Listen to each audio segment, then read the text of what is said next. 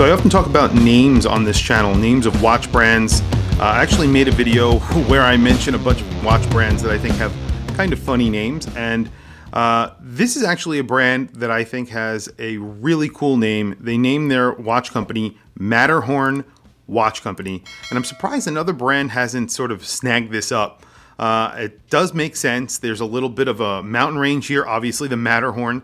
Really cool idea, really great name. This is called the DiveMaster 300. It is a dive watch, and I'm going to get right into it. It comes in cardboard outer box, which I took off, and then obviously a cardboard inner box, magnetic closure, and inside you get a watch. You get a little pamphlet here. I guess this is warranty information and operation of the watch. Now this is a prototype, so we'll get into some of the changes also that's going to be made.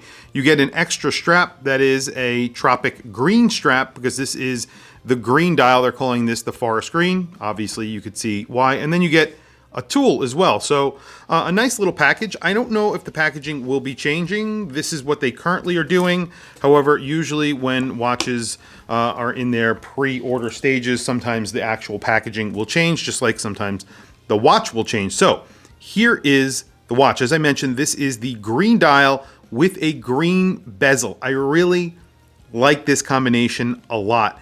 And you can see that deep green dial, and you have a deep forest green bezel and just some red accents on the dial. You have applied indices. You have a little bit of a red accent on that second hand. It's sort of like an arrow second hand. And then you have a little bit of a red accent on the minute track there at the between the 12 and the 3 o'clock position, so to measure out 15 minutes. And then you have a really nice 120 click bezel.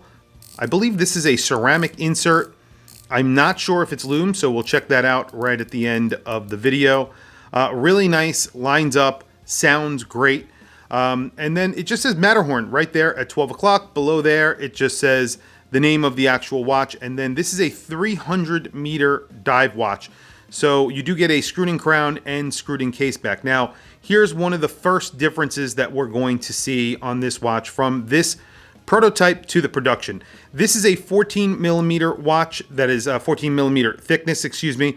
So it's going to be actually thinner. That is going to be 12.8 millimeters thick rather than the current 14 and change, I think it is. That's because you're not getting a NH35 in this watch. You're going to be getting a Miyota 9015 or 9039, depending if you want a date or not. So if you want a date, then obviously you'll get the 9015. If you don't, then you get the Miyota 9039. So what they're also doing is enclosing the case back, which I think is actually a really good idea, especially since it adds thickness to a dive watch. And recently I have been a big fan of thinner dive watches. So 12.8 millimeters thick, including the sapphire crystal. I'm all for that. They're adding more AR coating to the sapphire crystal as well as one of the other things that they've mentioned. So that's a thinner case, and they're moving to a higher grade movement, and they haven't changed the price. And I'm going to get into the price in just a second. So that's really good. They also said they're going to be improving Lume. I'm going to do a Lume shot. We'll check out the Lume and we'll make sure that it's decent. And if they improve it, obviously that's good. Sign crown. And I don't know what the case back will look like once they have that all done, but hopefully they have that little mountain range that they have on the actual dial. It sort of reminds me of the Mont Blanc logo. Again, I like that. This clasp, they said they're going to also change into a clasp with 6 positions of micro adjust. And they're also saying it's going to be an upgraded clasp in general. This is a very typical sort of a micro brand buckle, which I don't think is that bad, but this has 3 positions of micro adjust, so I think the upgraded one might be a little bit thicker than this and have actually 6 positions of micro adjust, which is great. Now let's talk about price, because that's one of the highlights of this actual watch. Well, actually, let me talk about the bracelet first. Oyster bracelet, solid links, solid end links, and obviously a milled clasp. And then there's one other change that I didn't mention. There is this Matterhorn on the side, which is sort of a screwed-in plaque on the side. Normally, I don't like that, but what's good news is that they're actually offering you the option to not have this. So if I were ordering this watch, I would definitely not get the plaque on the side because I'm not a fan of it. However, I don't think it looks terrible on this watch. It's kind of under the radar a little bit. So like I said, price on this watch will be $325 on their early bird special. So $325 for a Miyota powered dive watch with 300 meters of water resistance. A pretty nice packaging and an extra strap with a tool. I think that's a very, very good price. That means this watch is really, you're getting that extra strap. So they're really pricing this around $300. And you're getting an extra strap with it and the tool, so they're probably charging an extra $25 there. I think this is a pretty good price for this watch, and especially since they're making some significant upgrades to the actual design. Moving from a NH35 to a Miyota movement, those are more expensive, and then giving you the option of a no date, so you don't have a ghost date position. Very nice as well. So very quickly, let me throw it on my wrist so you guys can see, and then we will do a lume shot. As I mentioned, they said they're going to be improving the lume on this watch, but let's check it out anyway to see how it looks currently, and it only can get better from there. Let's check it out on my wrist. So today, I am wearing my NASA G-Shock, the limited edition G-Shock that recently was released from G-Shock. This is the second edition with the black case. The first edition had a white case. I made a video about these as well. These immediately started selling on eBay for double and triple the price, even though people did not have them in their possession yet. And then, ironically, G-Shock issued more of them and put them on the website. And then there was all these people selling them on eBay for $500 when you could buy them for $140 on the actual G-Shock website, which I thought was hilarious. But that's a different story. So, very quickly, here is the Matterhorn DiveMaster on my wrist. It is a 41 millimeter watch. I don't know if I've mentioned that yet. 47 millimeter lug to lug.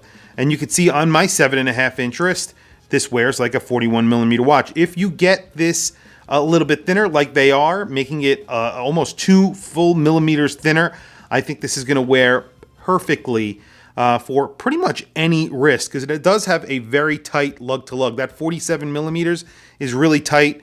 41 millimeters, really, really nice. Very nice, very grippy bezel. Nice grippy crown.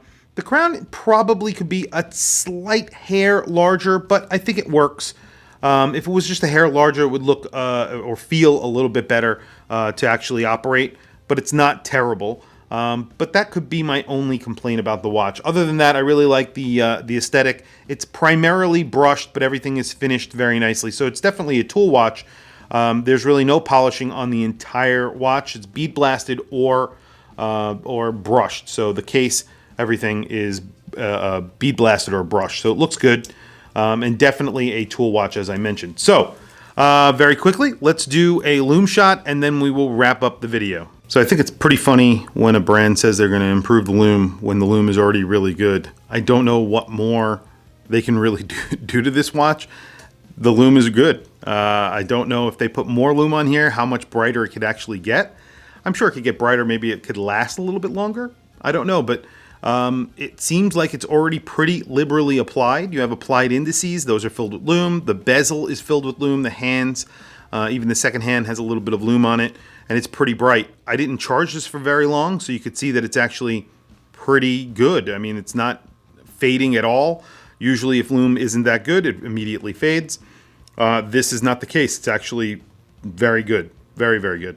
But tell me what you guys think in the comments below. I think the only complaint that I would have here, obviously, I reached out to them when I first got the watch, and I said, are you going to keep the clear case back? They said no. I asked them about the movement. They said they're going to actually be moving to a 9015 and a 9039. The plaque on the side being optional. These are all the things that I would have complained about, but they've already addressed all of them. The only thing I would say is the crown. That's basically the only thing that I think is a little bit on the smaller side. I don't see any improvement needed for the lume. Personally, I think this is perfect. I think it's really, really bright. Obviously, it could always be brighter, but I don't think that it needs to be brighter, from my opinion. I don't know. But guys, tell me what you think in the comments below. I want to hear from you guys. Please also don't forget to like and subscribe. Hit that bell icon. It is super helpful for the channel, and I very much appreciate it. Please follow me on Instagram. My Instagram is WatchChrisBlog. I have some links in the description. Those links are to Amazon. If you click those links and buy anything, it helps support the channel. It doesn't cost you anything extra. However, I very much appreciate it. Anyway, You can see the lume has not faded whatsoever. Usually, like I said, if it's thinly applied, you immediately see some sort of degradation of the actual brightness, and I am not seeing that here. I think it's really nicely applied. Just a good-looking watch. I think it's a very good-looking watch. I really like the style. They have a blue, they have a green, and I think they have a black dial. I really like the logo. As I mentioned, I like the name Matterhorn.